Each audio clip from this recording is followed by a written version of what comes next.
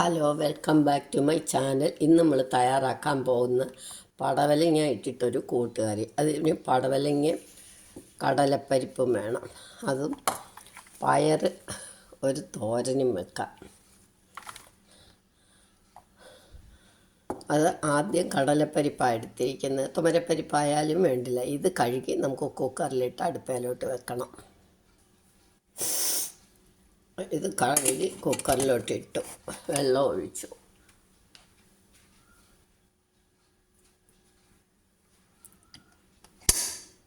ഇനി ഇതൊരു 3 വിസിൽ കേൾക്കണം. നമുക്ക് അടുപ്പയിലേക്ക് വെക്കാം.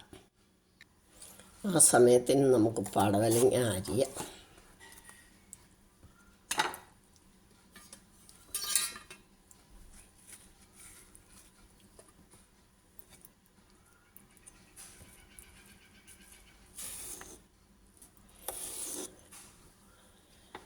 എങ്ങനെ അരിഞ്ഞാലും മതി.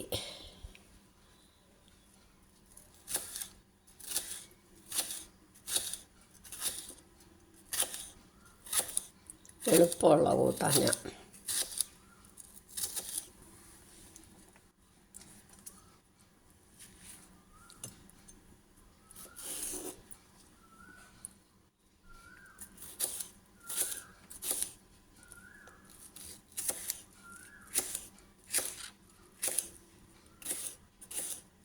ഇനി ഇതിൻ്റെ കൂടെ ഒരു പച്ചമുളകും കൂടെ വേണം.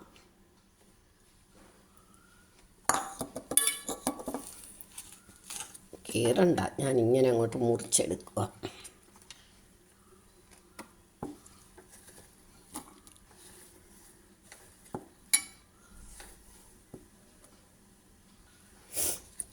ഇനി നമുക്ക് പയർ തോരനുള്ളത് അരിഞ്ഞെടുക്കണം, കുറച്ച് ചെറുതായിട്ട്.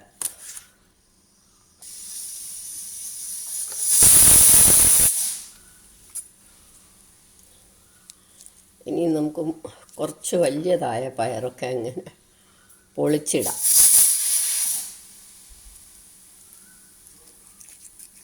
അത് ആ പയർ മണിയായിട്ട് കിടക്കും.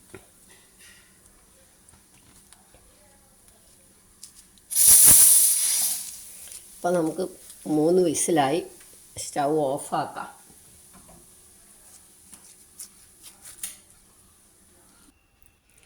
നമുക്ക് നമ്മുടെ പരിപ്പ് നോക്കാം. ഒരുവിധം വെന്തിട്ടുണ്ട്.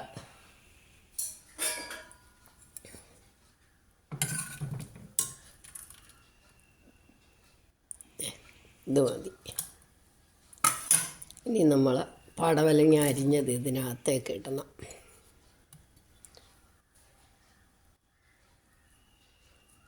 ഇത് ഇനിയും കുക്കറിൽ അടച്ചു വേവിക്കണം എന്നില്ല. ഞാൻ പക്ഷേ എളുപ്പത്തിന് വേണ്ടി അടച്ചു വേവിക്കുക.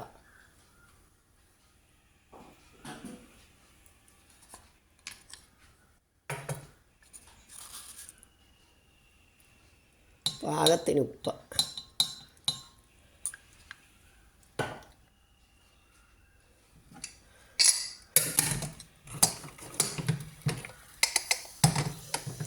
ഇത് ഒരു 3 വിസിൽ കേൾക്കട്ടെ.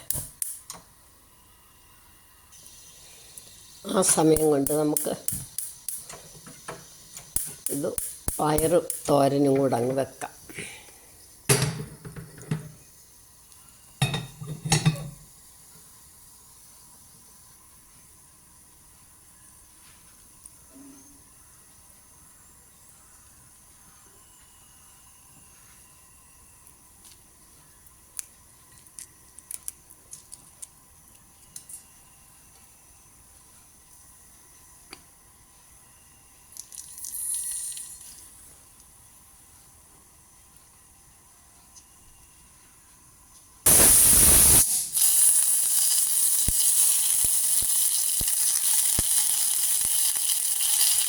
നമുക്ക് ഇതിനകത്തോട്ട് തേങ്ങ ഇടാം.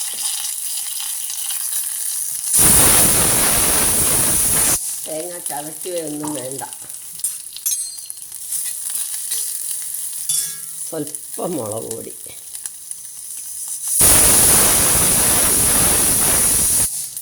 കുക്കറങ്ങ് ഓഫാക്കാം.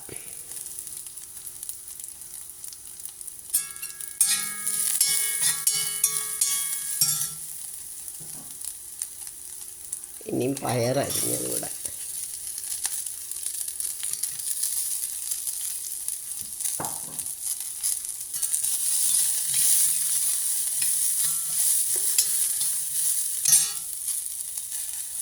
ഇതിനകത്തേക്ക് മഞ്ഞൾപ്പൊടി, ഉപ്പ്,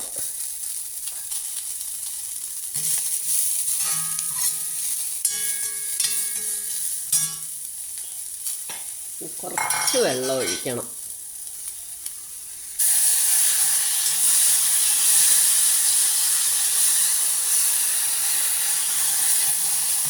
പറിച്ച ഉടനെയുള്ള പയറായതുകൊണ്ട് വെള്ളമൊന്നും അധികം വേണ്ട. ഇനി ഇത് വേകുമ്പോഴത്തേക്ക് നമുക്ക് കുക്കർ തുറന്ന് നോക്കാം. കുക്കർ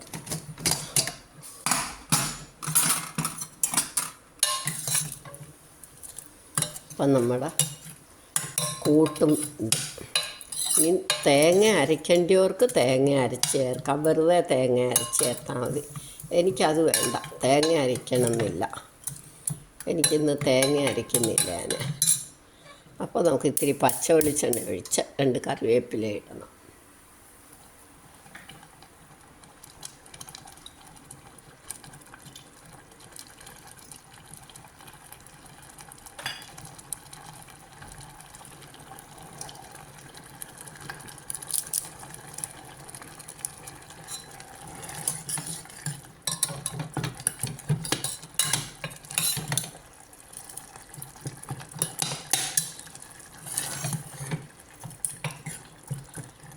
അപ്പം നമ്മുടെ പടവലങ്ങ കൂട്ടും റെഡിയായി.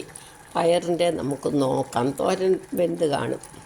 ഇതങ്ങോട്ട് വാങ്ങി വെക്കാം.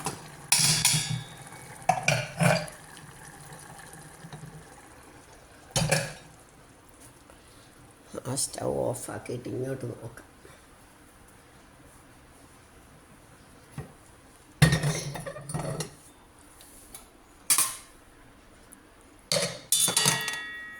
ഓഹോ, ഇപ്പം ഇതും വെന്തിരിക്കുക.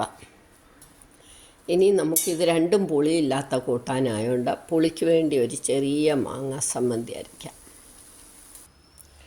അത് ഈ തരത്തിലുള്ള മാങ്ങ ഇപ്പം പൊഴിഞ്ഞു വീഴുമല്ലോ, അതെടുത്ത് 2-3 എണ്ണം കഴുകി വൃത്തിയാക്കണം നമ്മൾ.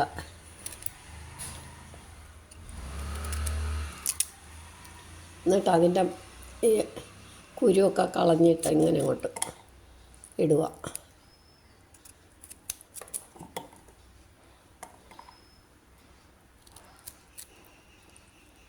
ഈ സമയത്തെ അത് പറ്റും. ഇപ്പോഴല്ലേ മാങ്ങ ഇങ്ങനെ വീഴുന്നുള്ളൂ.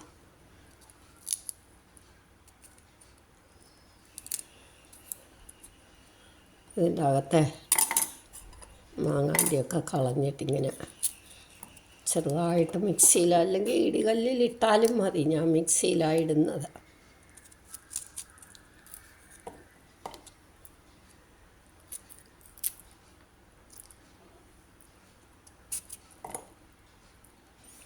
ഇപ്പം ഈ മാങ്ങ അരിഞ്ഞ് കഴിഞ്ഞു. ഇനി ഞാൻ നേരത്തെ വെള്ളത്തിൽ കുതിർത്തു 2-3 മുളക്. അത് ഈ പിരിയൻമുളകാണ്, അപ്പം അധികം എരി വരില്ല. ഇനി ഇതിന് പാകത്തിന് ഉപ്പും കൂടെ.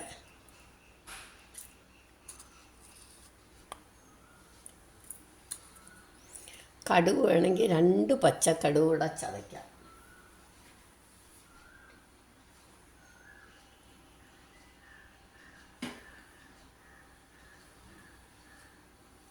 വേണ്ടിയവർക്ക്.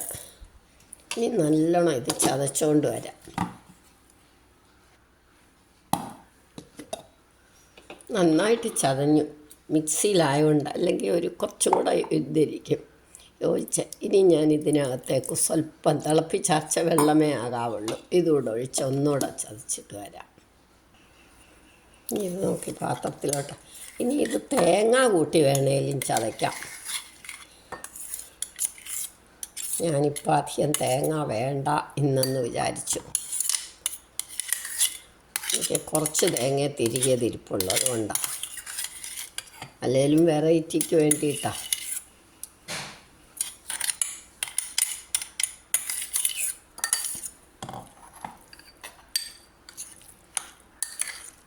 ഇങ്ങനെ കൂടുതൽ തേങ്ങായേക്കായി കൂടുതൽ സ്വാദിത.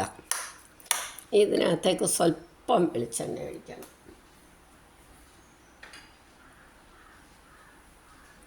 കടുക് വറുക്കുകയും പറ്റും വേണ്ട, കുറച്ച് പച്ച വെളിച്ചെണ്ണ. ഇത് കുട്ടികൾക്കൊക്കെ സ്കൂളിൽ ചോറിൻ്റെ കൂടെ കൊടുത്തയക്കാൻ വളരെ നല്ലതാണ്. ഇപ്പം ഇത് നമ്മുടെ മാങ്ങാ സംബന്ധി റെഡിയായി.